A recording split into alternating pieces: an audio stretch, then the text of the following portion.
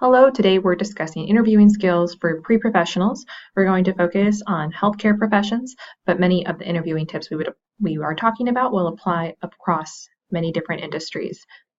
This is part of a three video series. The first covered interview preparation. This is going to cover the interview day, and then we will have one more video that's going to specifically talk about MMI interviewing and the Casper assessment as well. Let's get started. When we're talking about interviews, the first thing that can be helpful is to discuss the different interview types. One of the interviews you might face in a professional school would be a panel interview where you have multiple people sitting across from you.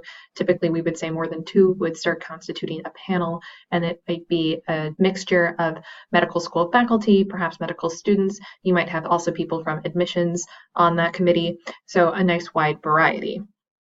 In these interviews, you want to prepare to address the concerns of numerous individuals, and when you're making eye contact during a question, sometimes talk to the different panelists in addition to the person who asked you the question. You might have a blind or closed interview. Now, typically this really could apply to a panel or a one-on-one or a two-on-one situation, but it means that the interviewer or interviewers have not had access to your application, so they know nothing about you or know nothing about your experience. And then when you're looking at going into a blind or a closed interview, you really want to make sure in that initial tell me about yourself answer that you're giving a detailed description of things that you've done related to the school that you're applying for or the profession that you're applying for. Give them insight into your background, perhaps with patient experience or what you've done in the community related to that area, so that they understand that you are a medical or you're prepared to be a medical professional. Keep in mind with any of these interviews, the school should let you know in advance what type of interview you should prepare for. If you're not certain, you're welcome to reach out to the school to inquire what the type of interview is, because it would be helpful for you when you're preparing to know whether your interview is blind or open. And in an open interview, then that would mean simply that the interviewer has had access to your record.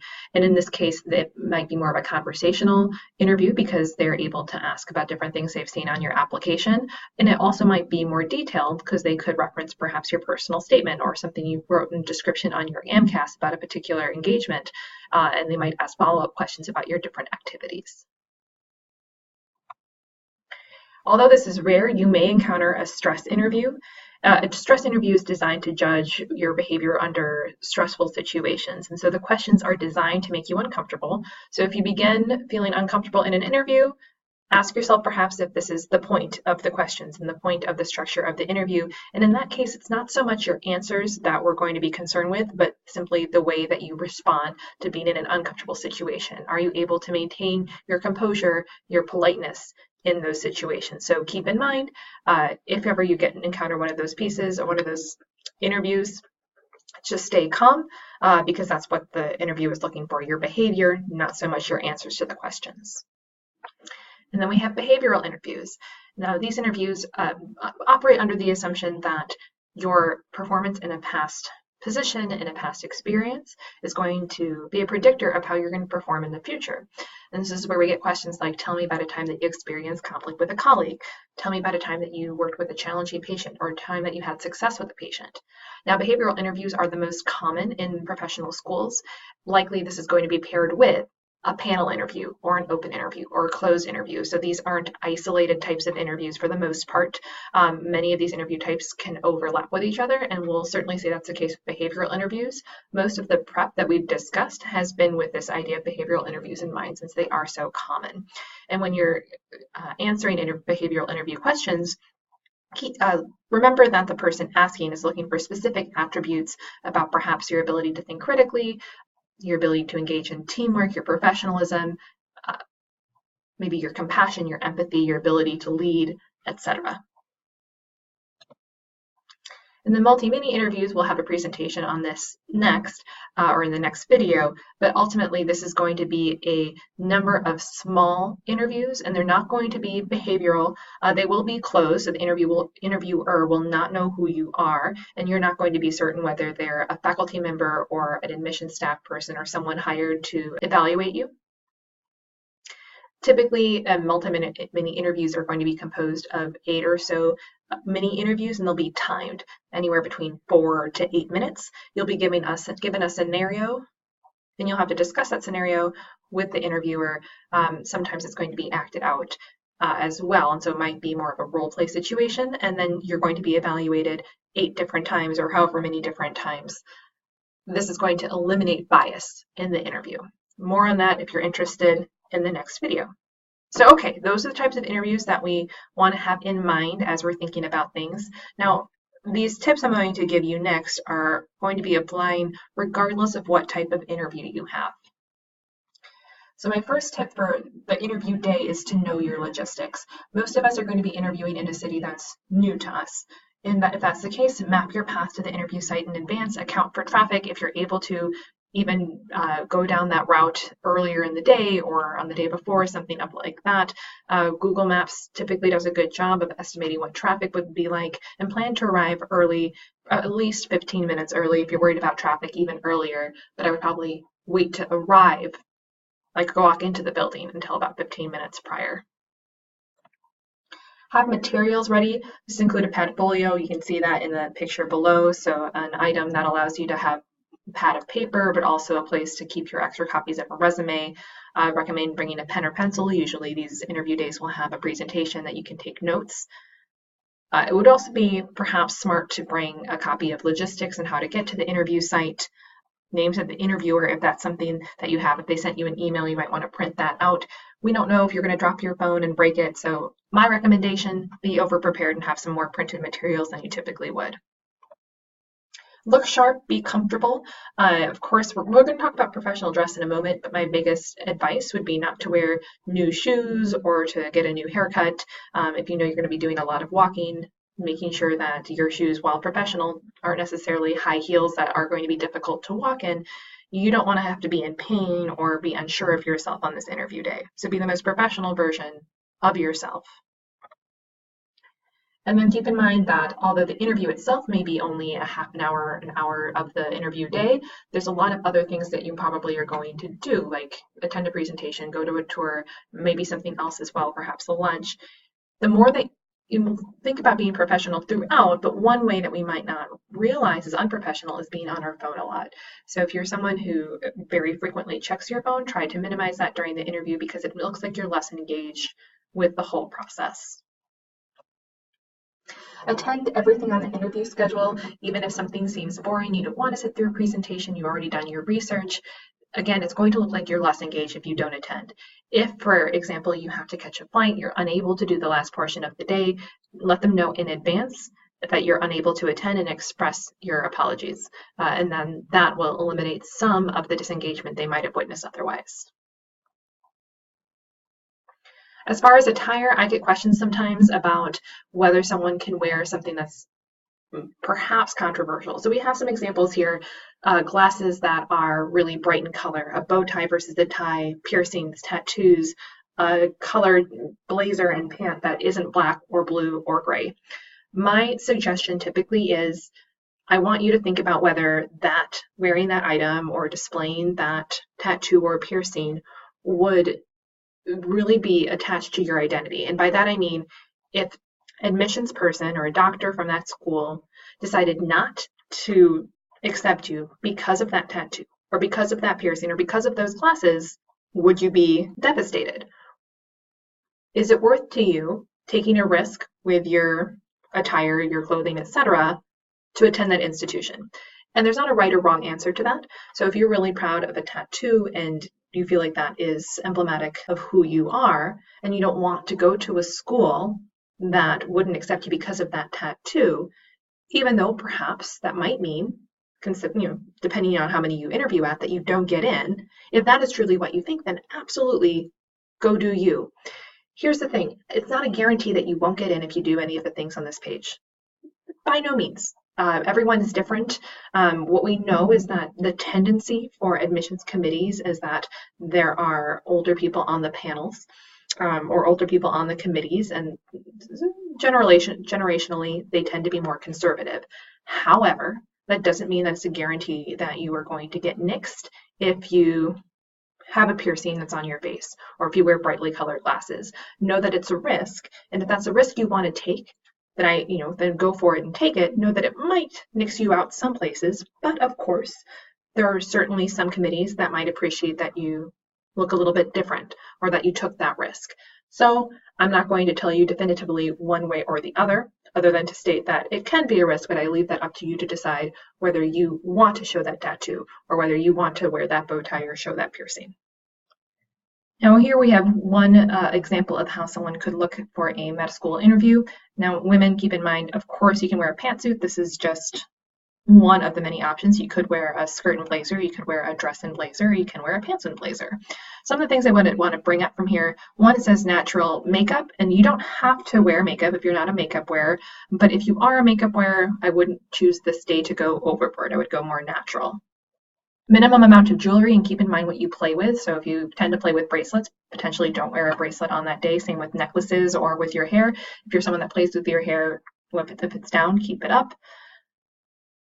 It says here plain or sheer hosiery. By no means do you have to wear hosiery to a medical school interview. There are different schools of thought. Every once in a while you hear someone say you have to wear hosiery to a medical school interview. I don't know why they care.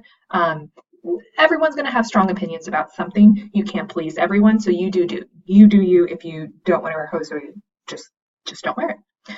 And then shoes matching the outfit. I don't by any means think they have to be leather like it says here, but comfortable and professional shoes. And then for men, a lot of the same type of tips. Some things I would want to bring up here, it says face clean shaven or beard neatly trimmed, and I would agree with that. You don't have to be clean shaven. Sometimes I get asked that. If you have a beard, that's fine. Just have it trimmed and look nice. For both men and women, conservative colors would be the typical recommendation, so don't wear bright colors. I don't think you have to go to the extent what it says here, which is to wear a white or blue solid shirt. There are more options than that, but just wear conservative colors, not really bright ones. Other things here, I wouldn't think that your shoes have to be polished. It can be a nice touch, but you don't have to do it. And I don't actually know specifically what an Oxford shoe is, but as long as they are nice professional shoes, you are on track. And then keep in mind, I see oftentimes people who buy blazers for the first time might not be cognizant that there is a thread that keeps the blazer together at the back of the garment. And if you don't cut that, it's going to out you as someone who wears a blazer infrequently. So I recommend cutting that. Just take a look at your blazer if you haven't already to make sure that that's cut. So then some nonverbal communication tips. Recommend smiling comfortably. Some people don't smile as often. I know that's partly a cultural thing too. Americans smile more frequently. If you're someone who doesn't tend to smile, I would practice smiling a few times in the interview, like when you greet them and you shake their hands, maybe once or twice during your answers, and then at the end. You don't have to smile throughout, but you want to look comfortable to the interviewer. I recommend practicing your handshake at least once prior to the interview. You want a nice strong handshake, palm to palm, not too hard, not too soft with that handshake. We certainly don't want a limp handshake. The other thing to keep in mind, and this goes with the nervousness piece that I have here, is that a physiological response to nervousness is to sweat. We might not be able to combat that. And so what I recommend is, especially if you're sitting down in advance of the interview, or even if you're walking but you're about to go shake hands, discreetly wipe your hands on your pants, on your skirt or your dress to get some of that excess sweat off. So when you go in to actually shake hands, it's a nice dry hand. Other things to keep in mind as far as nonverbal communication is to maintain good eye contact throughout the interview. If you don't think that you have a good sense for what is good eye contact versus what might be creepy or intense eye contact, I encourage you to schedule a mock interview with the Career Center, and we can also do this remotely if you're not in Omaha, so that you can assess whether you're able to keep good eye contact during an interview. By posture, I mean to sit up straight in that chair. Don't cross your legs. Don't cross your arms or lean one way or the other. And that's going to show the interviewer that you have confidence and that you're going to be strong through that interview. And then some verbal communication basics. Moving on, use the name of the interviewer. I recommend 2 to 3 times throughout the interview. Naturally, that would be at the beginning. Thank you, Dr. So-and-so, for interviewing me today. Perhaps once throughout then your answers, and then at the end as well. Watch your rate of speech. This typically goes too fast. So if I see someone err on the rate of speech, they're usually nervous and going too quickly.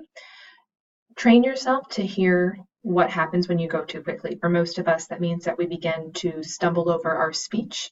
If that's the case, if you hear yourself doing that in an interview, that's just a good tip to then slow down again and to start speaking a little more slowly. With volume, I see that go both ways. Some are going to talk too loud, and that's just their natural, and some are going to be perhaps more quiet, and that might be a sign of nervousness, or that might just be their natural piece.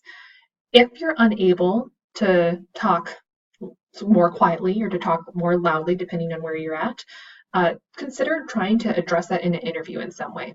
And by that I mean perhaps that tell me about yourself as I'm someone who's really out there, I'm outgoing, or I'm someone who's relatively laid back, but I get things done.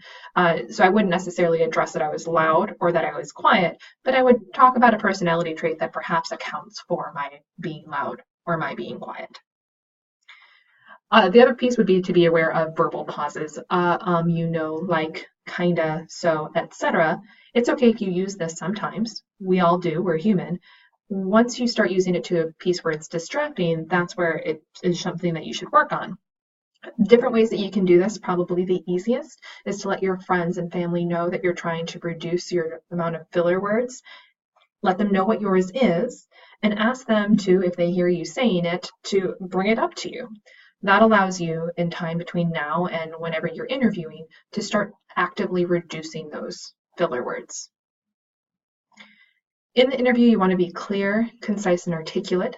You want to try to stay on topic. One way to do that is to repeat the question, which of course you can't do after every question. That would be awkward, but especially if you're a little uncertain about your ability to stay focused with that question, you can repeat the question at the beginning to stay on topic. We've talked in the previous video about the STAR response. So if that's something that you would like to revisit, I recommend going back to that video, and we talk a little bit more about answering or the structure of your answers. And then also we want to vary the length. So typically we recommend your answers should be between 40 seconds to 2 minutes. We don't want all of your answers to be 2 minutes. We don't want all of your answers to be 40 seconds or less. If you feel like you're going short a lot, try to elaborate every once in a while. If you feel like you're going long, try sometimes to be a little more brief. All right, so going on to some more verbal communication tips with the be specific and give examples, recommend following that STAR response, especially if they're giving you a behavioral interview question, like tell me about a time that you experienced failure.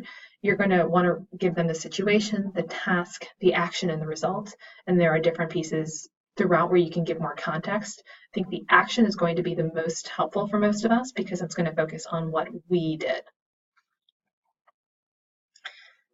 Also describe situations where you've had hands-on experience with the field.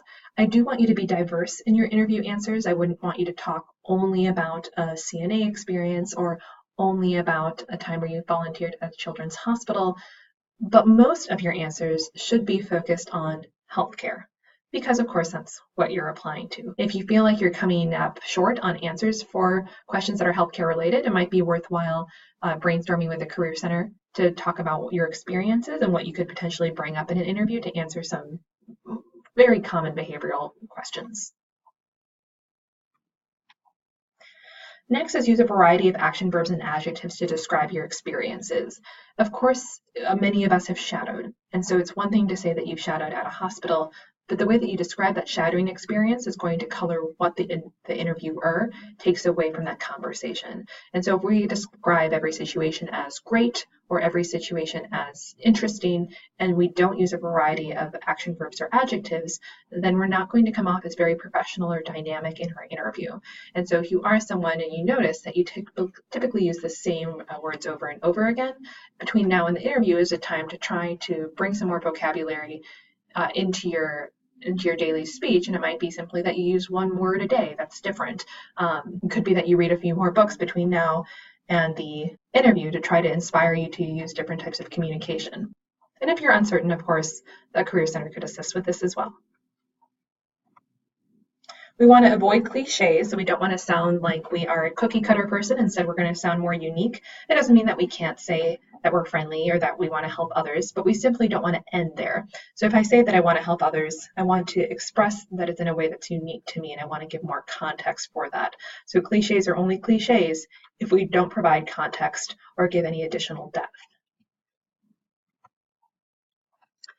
We also don't want to imply doubt or use tentative language like fairly well or, well, I guessed this, or I'm pretty sure, dun dun dun.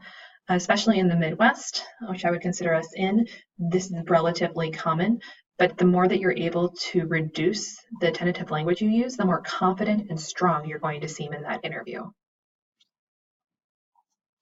Now remember to be yourself. It might seem contradictory because you have to do so much preparation in advance, but ultimately that interview should sound more conversational. Perhaps a little bit less so if we were in a stress interview, but for most of the interview styles that we can anticipate being in, it's going to feel more like a conversation. So we don't want to have canned answers. That's going to sound very robotic. Answer honestly while still not giving the school a red flag. So for example, I probably don't want to discuss anxiety or the fact that I'm not good at schoolwork because of course they're going to then make an assumption that I won't be successful in their program. So answer honestly, but no red flags. Think on your feet. Try to be, if you don't know about how to answer a question, I like to think about why they would ask me that question. So if they asked me, what's the most recent book I read, and I'm not someone who's typically a reader, I would think, why did they ask me what I read recently? And there's a couple reasons they might. It might be they simply want to get to know me, or maybe they want to know that I'm someone who's an active learner. Well, I can answer that question in a few different ways. And I can say, well, the most recent article that I read was about such and such, because maybe it wasn't a book, but it didn't have to be. So again, if you think on your feet, be creative with how you answer a question if you're not sure that you have a good answer for it. And of course, I recommend practicing out loud. Oftentimes we have a good idea in our heads, but once we verbalize it, we can stumble. So there's many different ways to practice out loud, but I recommend doing so a few times before the interview proper. And then when you end that interview, you want to ask questions. We talked in our previous video about how to develop questions for the interviewer, so review that video if you have questions there. Stand, shake hands, and then promptly send a thank you note or email. And in that thank you note or email, include some personal pieces from the interview you had so that they know that it's not the same stock thank you card that you sent to everyone. And those are the topics that I wanted to cover today. Of course, if you want to have a mock interview with us, you're welcome to either call us, we have the number here, or schedule online via Handshake for an interview. You're welcome to drop by with questions. We have drop-ins whenever school is in session from Monday through Friday from 2 to 4:30. And additionally, if you have questions, you can email us at careercenter@creighton.edu. Thank you so much for this video or for listening today, and I hope that you have an excellent day.